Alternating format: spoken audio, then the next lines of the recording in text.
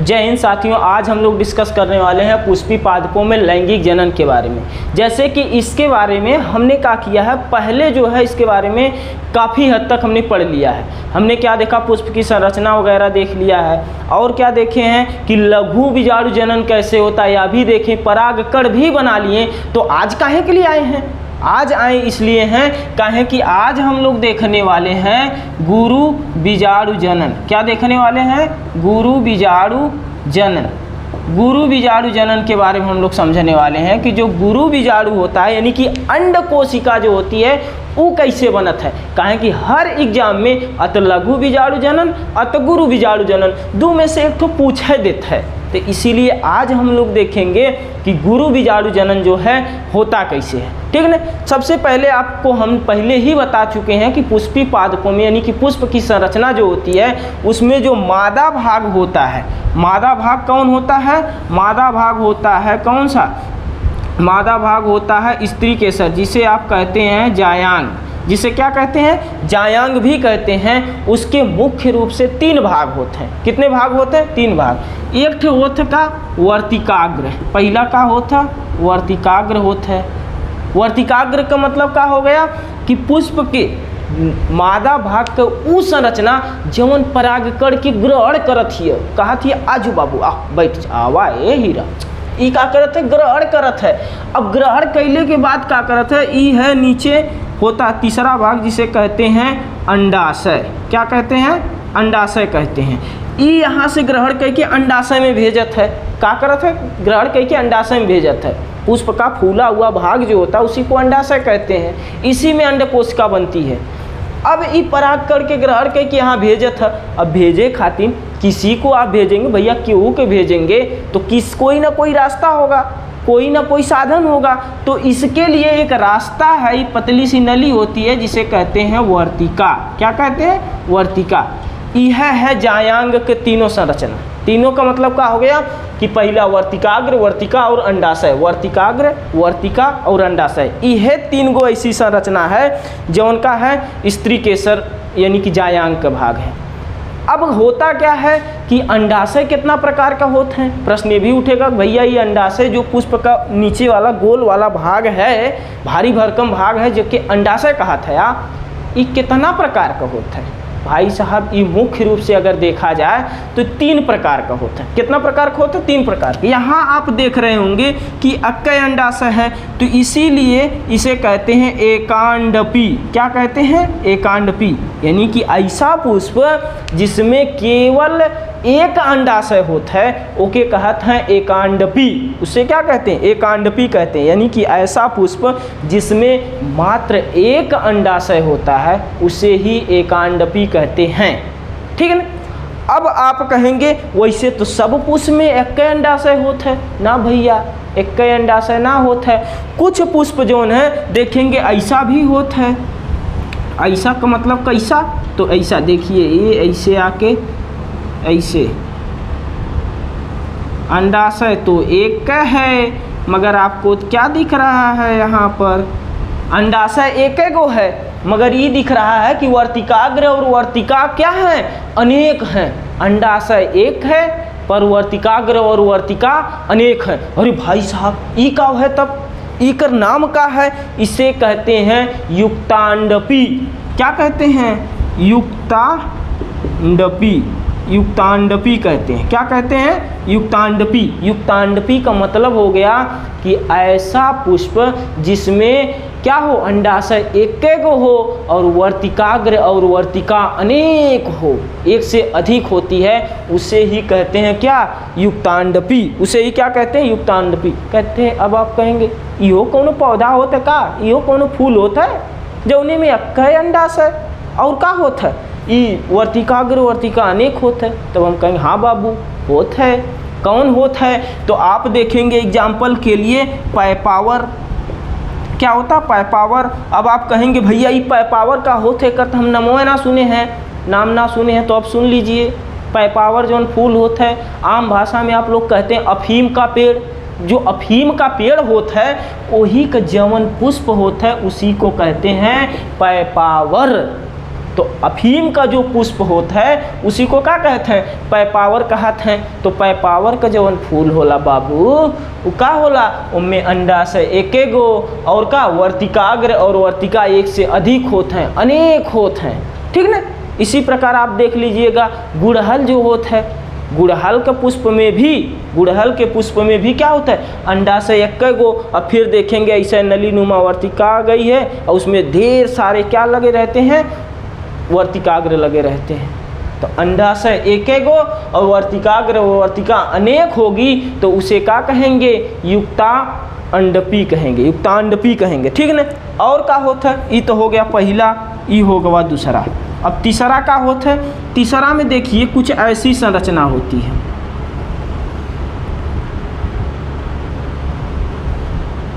ठीक है।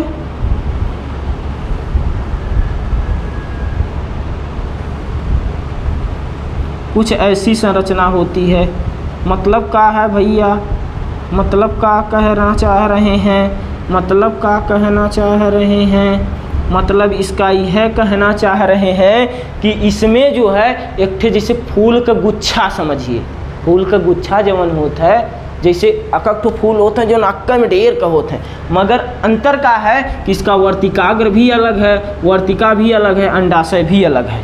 फूल दिखेगा जैसे अक्का है मगर वर्तिकाग्र और अंडाशय तीनों अलग अलग होते हैं। तो इसे कहते हैं वियुक्तांडपी। क्या कहते हैं, वियुक्तांडपी कहते हैं। क्या कहते हैं, वियुक्तांडपी कहते हैं। तो यानी कि कहने का मतलब ये है कि जो पुष्प में अंडाशय होता है, यानी कि जो मादा भाग होता है, यानी कि जो स्त्री केसर होता है, वो 3 प्रकार का होता है। कैसे कैसे होता है, एक अगर अंडाशय है तो एकांडपी, अंडाशय इक्के गो, और का वर्तिका और वर्तिकाग्र का अनेक हो गया, एक से अधिक हो गया, तो वो हो जाए कौन चीज़, युक्तांडपी हो जाएगा। अगर वर्तिकाग्र भी अलग, वर्तिका भी अलग, अंडाशय भी अलग, मतलब कई ठे गुच्छा हो, वर्तिकाग्र वर्तिका और अंडाशय का कई गुच्छा हो, अक्के में लगा हो, मगर क्या हो, अलग अलग हो, तो उसे कहेंगे वियुक्तांडपी। क्या कहेंगे, वियुक्तांडपी कहा जाएगा। तो आई होप आप समझ चुके होंगे कि क्या होता है, ठीक ना। अब हम आगे बढ़ेंगे तो देखेंगे कि कैसे भैया फल बनत है, कैसे बीज बनत है। तो बीज और फल बनाने से पहले हमको क्या करना पड़ेगा, जानना पड़ेगा कि गुर बीजाणु जनन कैसे होता है। गुर बीजाणु जनन का मतलब क्या होता है कि गुर बीजाणुओं से, अंडाशय से गुर बीजाणुओं के बनने की जो प्रक्रिया होती है उसी को कहते हैं गुर बीजाणु जनन। कहेंगे ई का बता दिए तो समझ लीजिए, समझना का है। एक तो हम बड़ा का पहले अंडाशय बना देते हैं। बड़ा का अंडाशय अगर हम बनाएंगे तो देखिए ई वाला भाग हो जाएगा इसे, ठीक ना। अब हम देखते हैं जो अगर एक तो अंडाशय देखते हैं तो अंडाशय में एक तो भारी भरकम खाली भाग होता है, इसी में एक तो ऐसी संरचना पाई जाती है। क्या होता है, इसी में क्या है, एक तो ऐसी कुछ इस प्रकार की संरचना पाई जाती है जिसे हम कहते हैं बीजांड। क्या कहते हैं, बीजांड कहते हैं, ठीक ना। कुछ इस प्रकार की संरचना पाई जाती है जिसे बीजांड कहते हैं। देखिए कुछ इस प्रकार की जो है अंडाशय में संरचना पाई जाती है जिसे बीजांड कहा जाता है। जिसे क्या कहा जाता है, बीजांड कहा जाता है। अब कहेंगे ये बीजांड का होता है, बीजांड का काम कौन है भैया, पुष्प में यह बीजांडवा जो है यह बीज बनवत है। यह कौन चीज़ बनाने का काम करता है, बीजांड से ही क्या बनता है, बीज बनता है। बीजांड से ही बीज बनता है। जैसे आम देख लीजिए तो आम के बीचवा में गुठली होता है, गुठलिया केथुआ से बनी, बीज से बनी। आम का गुद्दवा जो आप खाते हैं चिचोर के वो केथुआ से बनी, तो भैया वो बनी अंडाशय से। अंडाशय से क्या बनता है, अंडाशय से फल बनता है, यानी कि अंडाशय के परिपक्व भाग को ही फल कहते हैं और बीजांड के परिपक्व भाग को ही बीज कहते हैं। बात समझ में आ रही है। अब बीज बनेगी कैसे, इसकी तो लंबी प्रक्रिया है। कैसे बना था भाई, तो पहले सबसे पहले हम जानेंगे कि बीजांड होत का है। बीजांड का जो भाग है ये होत का है, कैसे कैसे होत है। देख रहे हैं यहाँ पर दो ठो ढक्कन जैसी संरचना है और ये दोनों संरचना के बीच में जो मिलने की कोशिश कर रही है पर मिल नहीं पा रही है, इसी को कहा जाता है बीजांड द्वार। क्या कहते हैं? बीजांड द्वार। जैसे हम लोगों का घर होता है पूरा रूम बन के तैयार, वाह एकदम आलीशान बंगला। अब रूम बन के तैयार का हो जी जब उनमें गैलिक जगहियाँ न रही, दरवाज़ा तो लगाएंगे ना जाने के लिए, तो एक ठो दरवाज़ा होता खाली स्थान जहाँ पर दरवाज़ा लगाया जाता है, चारों तरफ से दीवार और एक ठो दरवाज़ा लगा देंगे और वो दरवाजा जो होता है उसी को क्या कहा जाता है? ये हमारी द्वार है। वाह, राजमहल का क्या है? द्वार है। तो उसी प्रकार बीजांड की जो ऐसी छिद्र जैसी संरचना होती है उसी क्या कहते हैं? बीजांड द्वार कहते हैं। आगे बढ़ते हैं, आगे देखेंगे कि ये जो बीजांड का भाग है ये एक जगह पे आके अंडाशय से जुड़ने का कोशिश कर रहा है। अंडाशय से क्या कर रहा है? अंडाशय से जुड़ने का काम कर रहा है। सोच रहा कि हम इससे मिल जाएंगे। ऐसे मिलेंगे काहे कि पौष्टिक पदार्थ चाहिए। जैसे देखिएगा एक ठो जो माता होती है जब उसका बच्चा पैदा होता है तो माता की शरीर से वो बच्चा जुड़ा रहता किसके द्वारा? नाड़ के द्वारा, जिसे हम लोग अपरा कहते हैं। ना कहते हैं कि नाड़ा काट दा, नाड़ा काट दा, तो नाड़ा यानी कि उसे क्या कहा जाता? अपरा। और बच्चे को आखिर काहे जुड़ा रहता है? काहे कि मम्मी जमन जमन खई हैं बच्चवा में पौष्टिक पदार्थ जाई। कैसे जाई? वही अपरा के माध्यम से जाई। तो ये अंडाशय है, अंडाशय में जवन पौष्टिक पदार्थ रही ये बीजांड में कैसे जाई? इसी नली से जाएगा। इसको कहते क्या हैं? तो इसको कहते हैं अपरा। क्या कहते हैं? का नाम है? अपरा। क्या कहते हैं? तो उसे कहते हैं अपरा के नाम से जो है क्या होता है? जाना जाता है। अब अपरा ऐसे देख रहे हैं एक तो पतली सी नली नुमा संरचना से जा रहा है। अरे भाई ये कौन चीज़ है? ये क्या है? इसे कहते हैं बीजांड वृंत। क्या कहते हैं? इसे कहा जाता है बीजांड वृंत।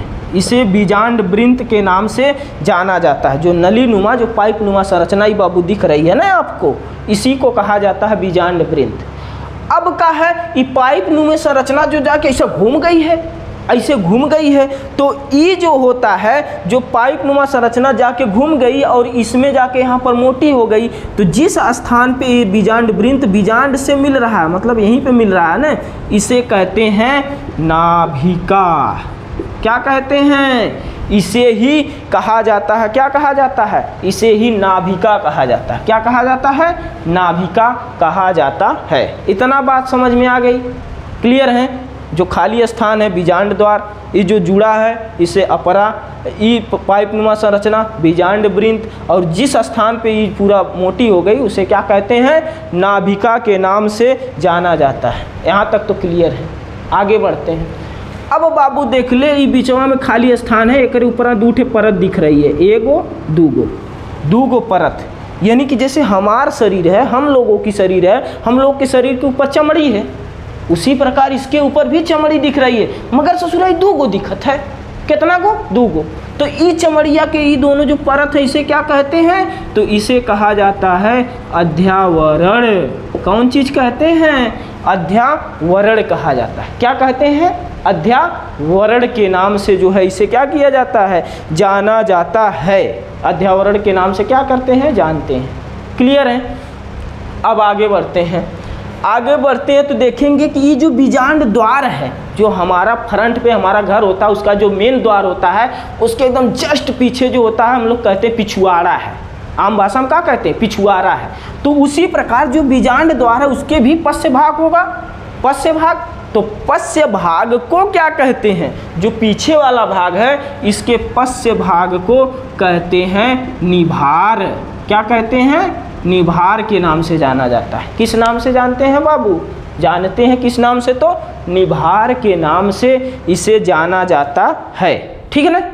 ये हमने क्या कर दिया, यहाँ पर एक तो स्वच्छ बीजांड बना दिया, स्वच्छ बीजांड बना दिया। अब इसमें हमने आपको पहले बताया था कि ये जो नली होती है जुड़ी होती है अपरा है, बीजांड वृंत हो गई है, ये सब हमने बता दिया। ठीक है ना? अब हम चलते हैं इसके अंदर, बीजांड के अंदर जो खाली स्थान है, यहाँ पर हम देखते हैं कि यहाँ पर छोटी छोटी जो है बहुत सारी जो है क्या होती हैं, कोशिकाएं होती, छोटी छोटी बहुत सारी जो है कोशिकाएं होती हैं। इन कोशिकाओं को कहा जाता है बीजांडकाय। क्या कहते हैं? बीजांडकाय। ये जो ऊतक होते हैं, कोशिकाओं का समूह भी होता है, कोशिकाएं भी होती हैं, इनको कहा जाता है बीजांडकाय। अब होत का है कि ये जो इतनी सारी कोशिकाएं हैं, इसमें से ही एक कोशिका जो है बड़ी होती है। एक कोशिका क्या होती है? बड़ी होती है। और आप जानते हैं कि जो बड़ा आदमी होता है वो छोटका को जरूर दबाता है। जो बड़ा है वो छोटका के दबाई, बड़के को ना दबाई। ठीक है ना? कबीर दास ने भी कहा था, ऐसी वाणी बोलिए मन का आपा कोई, ओसे झगड़ा मत करिए जे तो से तगड़ा होए। बात समझ में आ रही है ना? तो ई का है कि अक्सर देखे होंगे कि जो गांव में अमीर आदमी होते हैं वो गरीब को दबाने का काम करते हैं। ठीक है? या इस तरह देखिए कि जो गांव का प्रधान होता है, जो लोगों के द्वारा चुना हुआ सदस्य होता है, पहले तो नमस्ते सरकार, नमस्ते चाचा चाची, भैया भौजी, नमस्ते कह कह के वोट मांग लेंगे।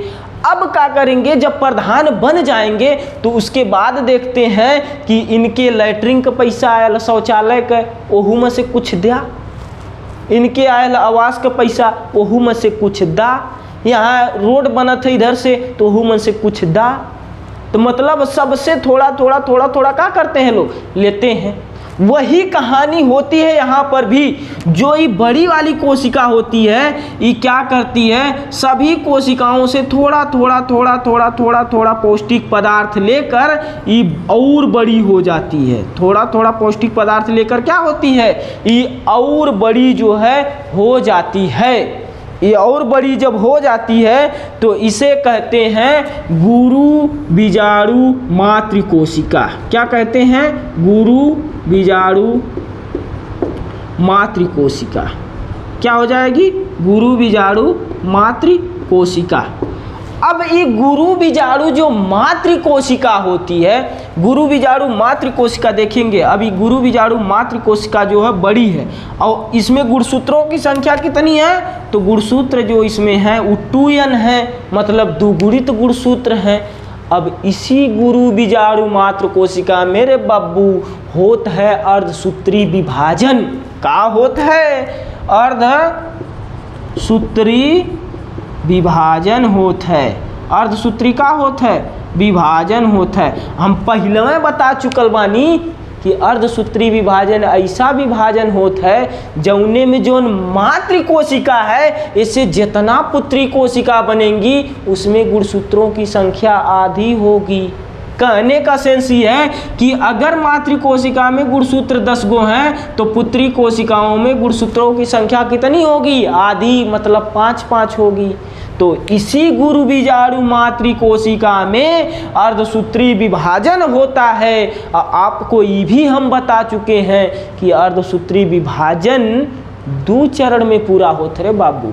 पता तो होबे करी कि अर्धसूत्री विभाजन कितना चरण में पूर्ण होता है? 2 चरण में। उसे कहते हैं पहला वाला अर्धसूत्री प्रथम। अर्धसूत्री प्रथम में क्या होता है? इसमें 2 गो कोशिका बनत हैं और दोनों कोशिका में गुणसूत्रों की संख्या क्या होता है? n होता है। क्या होता है? n होता है। ये तो हो गया प्रथम वाला। अब अर्धसूत्री विभाजन तो हम बता ना रहे हैं कि डिटेल से बताएं, prophase 1, prophase 1, prophase 2, metaphase 1, metaphase 2, ये तो हम बताएंगे ना। ठीक है? हम बता रहे हैं क्या? गुरु बीजाणु जनन। तो गुरु बीजाणु जनन जो बीजांड होता है, बीजांड में एक ठो कोशिका बड़ी हो जाती है पोषक पदार्थों को लेकर, इसी को कहते हैं गुरु बीजाणु मातृ कोशिका।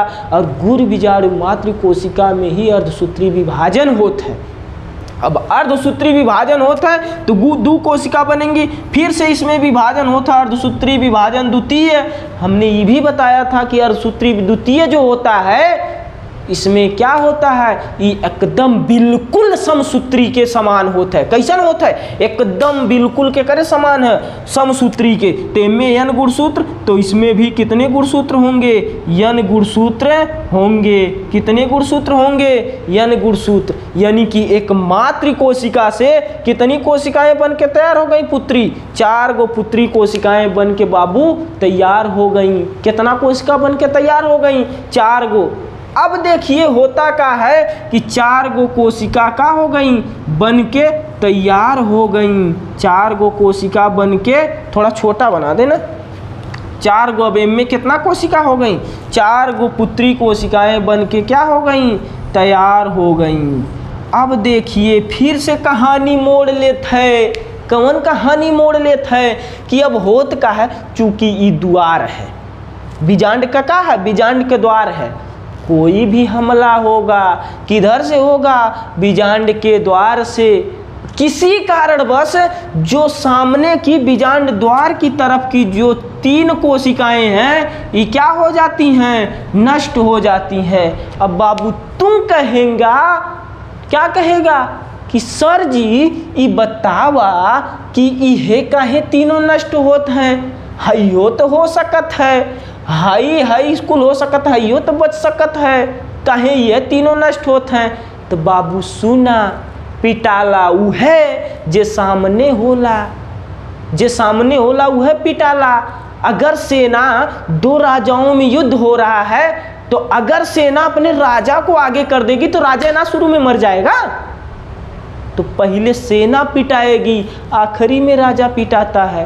तो इसी प्रकार चूंकि ये द्वार है, बीजांड का क्या है, द्वार है, और द्वार से कोई भी हमला होगा तो 3 कोशिकाएं क्या हो जाती हैं, नष्ट हो जाती हैं। अब 1 कोशिका बची है, मतलब 1 केंद्रक इसका बच गया, तो हम मिटा देते हैं। जब ये नष्ट हो गई तो कहानी खत्म इसकी हो गई। तो 1 ठो कोशिका बची जिसमें गुणसूत्रों की संख्या क्या है, n है।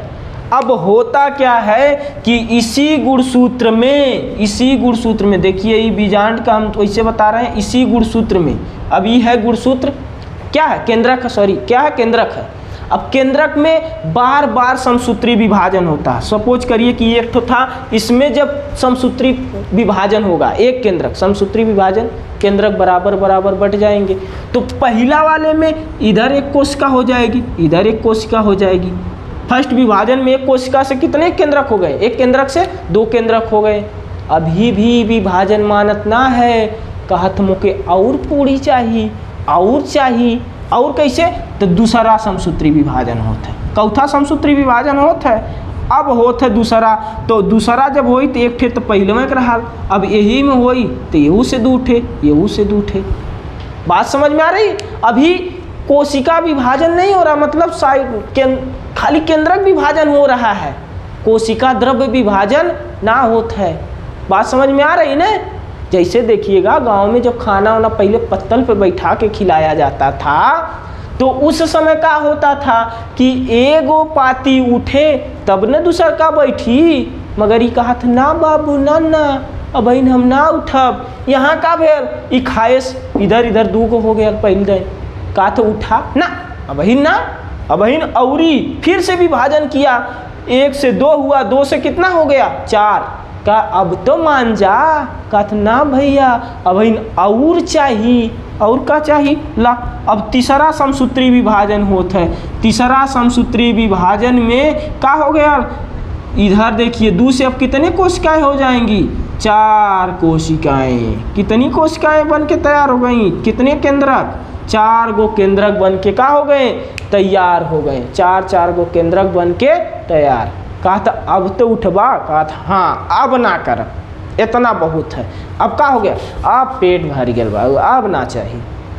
अब क्या होता, अभी भी इनके अंदर ईर्ष्या होता है। कौन चीज़ का ईर्ष्या होता है, ई वाले सोचत हो, देख रहे हैं 2 किनारा दिख रहा है, एक किनारा ई, एक किनारा ई, ये द्वार वाला किनारा है और ये निभार वाला किनारा पिछुआरा है। ई वाले सोचत हमें कि ई वाले मौज से हुई हैं, ई वाले सोचत हमें कि ई वाले मौज से हुई हैं। अब अक्सर यह ना होता है, सब लोग सोचते हैं फलानवा बहुत बढ़िया हुई, अब फलानवा सोचा था कि ढकनवा बहुत बढ़िया हुई, मगर बहुत बढ़िया कोई ना है। संसार में जितना लोग हैं सब दुखी हैं, संसार दुखों से भरा है। महात्मा बुद्ध कहे थे, हम ना कह रहे। महात्मा बुद्ध ने क्या कहा था? संसार दुखों से भरा है, हर दुख का कुछ न कुछ कारण है, और सबसे बड़ा कारण जो है वो साला इच्छा है। इच्छा का है कि अरे हमारे पास हेलीकॉप्टर रहत न तो हम रोज उड़ती है। इच्छा है, जिस दिन इच्छा पे कंट्रोल हो गया, जिसका नियंत्रण हो गया, उससे ज़्यादा सुखी संसार में कोई हो ही नहीं सकता है। तो इसीलिए अब इसको बेचैनी धरी तो ये क्या करेगा? एक ठे कोशिका, एक ठे केंद्रक के भेजा, कहा तनी जो बबुआ देख के आओ, तो देख के आओ वाले खुश हमें कहा, अगर खुश होइए तो अरे हमनो चलल जाई ज़बरदस्ती। इहो के ना मंजूर रहा, इहो एक ठोरे भेज दिया है से यहाँ पर। यहाँ पे जब भेजा तो यहाँ से कितने बचेंगे? ऊपर 3 गो, नीचे कितना केंद्रक बचेंगे? 3 गो। अब ये लोग जब आए हैं दोनों तरफ से तो यहाँ पे मिल गए एक जगह। अब मिले तो दोनों ऐसे कहें, अरे भाई साहब हम लोग तो दुइये लोग हैं, बहुत बढ़िया है। ऊपर यहाँ बहुत दिक्कत रहा है, यहाँ दिक्कत रहा है, हम लोग दुइये हैं। तो ऐसा क्यों ना करते हैं, इन लोगों को बतैबे नहीं करते हैं, हम ही लोग रह जाते हैं। तो होता क्या है कि दोनों ध्रुवों से एक एक कोशिकाएं, एक एक केंद्रक जाकर यहाँ पर आ जाते हैं और इनके पर कोशिका द्रव्य चढ़ जाता है। यानी कि एक ही कोशिका में कितने केंद्रक हो गए? 2 गो। कितने था? कितना यन था, इसमें भी यन था, इसमें भी यन था, इसमें भी यन था, तो इसमें भी यन ही होगा। सब में क्या है? सब में यन है। सब में क्या है? सब यन, सब अगुणित केंद्रक हैं। सब कैसे केंद्रक हैं? सब अगुणित हैं। तो यन यन मतलब बीच वाला जो केंद्रक हो गया, यन प्लस यन 2 गो है, तो 2n होगा कि ना होगा? अरे बाबू होगा ना। हाँ समझ गए। अब क्या होता है? 3 गो कोशिका ऊपर, 3 गो कोशिका, 3 गो केंद्रक नीचे, 3 गो केंद्रक ऊपर, अब बीच में 2 केंद्रक। अब सभी के ऊपर चढ़ जाएगा कौन चीज? कोशिका द्रव्य। सभी के ऊपर कौन चीज चढ़ जाएगा बाबू? इसके ऊपर चढ़ जाएगा कोशिका द्रव्य।